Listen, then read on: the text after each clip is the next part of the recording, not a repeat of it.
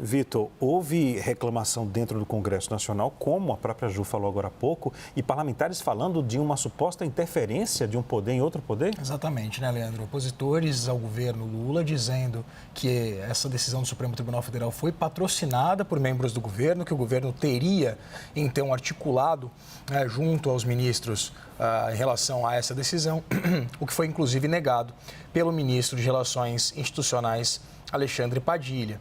Mas essa não foi a única reação, Leandro.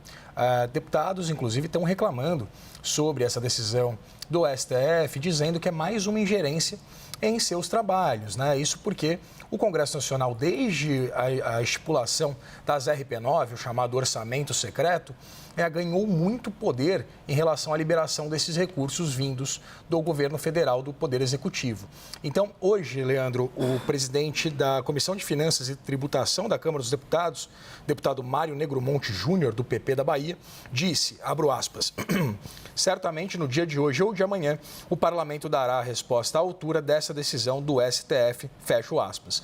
Portanto, a gente vê uma reação muito expressiva do Congresso Nacional em relação à decisão do Supremo Tribunal Federal, o governo também se defendendo em relação a uma suposta articulação para que essa decisão fosse tomada, né, essa conversa, esse diálogo junto a ministros do STF, enquanto o Congresso Nacional tenta se articular para achar uma solução, depois que o Supremo, inclusive, já tinha tornado o próprio orçamento secreto inconstitucional.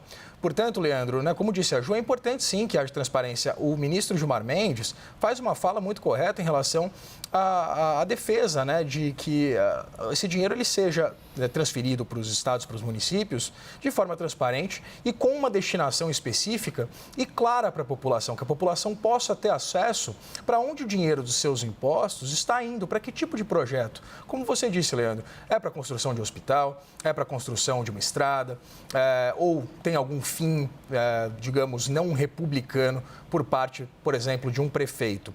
No ano passado, Leandro, o Congresso Nacional recebeu 34,6 bilhões de reais em emendas distribuídas para seus prefeitos, para distribuir entre os prefeitos.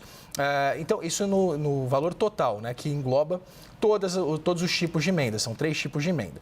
Agora, então, de fato, a gente sabe que são necessárias, mas é importante, sim, que haja essa clareza em relação a essa destinação. O que aconteceu desde a instituição do orçamento secreto, que mudou ali para essa chamada emenda PIX, é o seguinte, o governo, inclusive, perde poder de barganha. Isso porque, antigamente, o governo usava dessa distribuição e do empenho dessas emendas como um poder de barganha, como uma arma para negociar com o Congresso Nacional em relação à aprovação de projetos que eram caros ao Poder Executivo. Desde que o orçamento secreto foi instituído, esse poder de barganha ele foi muito diminuído. Então, o governo perde muito da capacidade de articulação do ponto de vista financeiro.